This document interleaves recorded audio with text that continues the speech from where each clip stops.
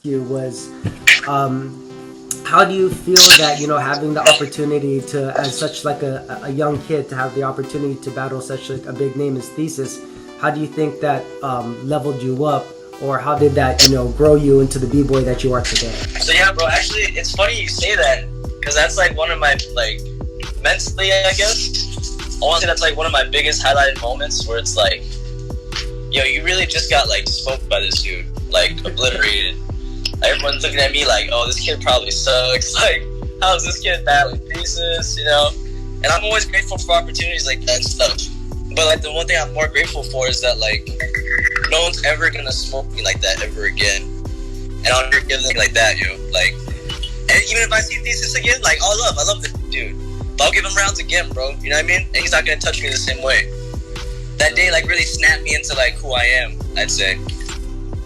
Yeah.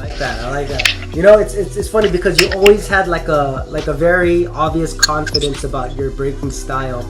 You know, the video that I send you, the one where you're battling against Gabe for the, I think that's the semifinals or something like that.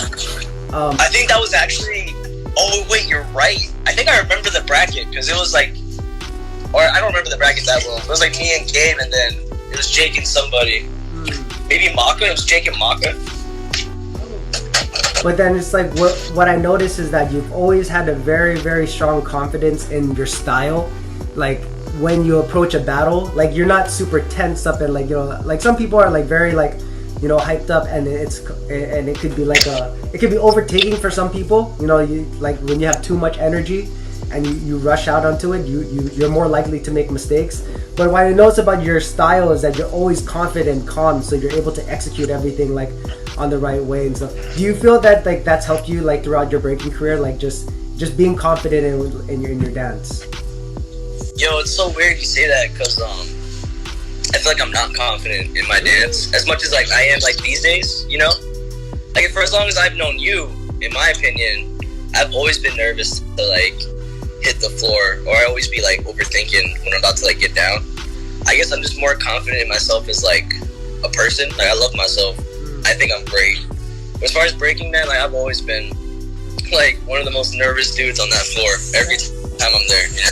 That's it's funny that it shows differently. It shines out. To me, I thought that dude, like it borderline on like cockiness. Your battle, yeah. You know, it borderlined on that, and it was just as like, man, it's like Alex just knows what he's doing. And you guys were practicing at the Aiea rec still at that time, I think. Oh, you know what? I think around that time we had just lost the rec center, so we were breaking. I think at one point, yeah, I wasn't breaking as much because we lost the rec center.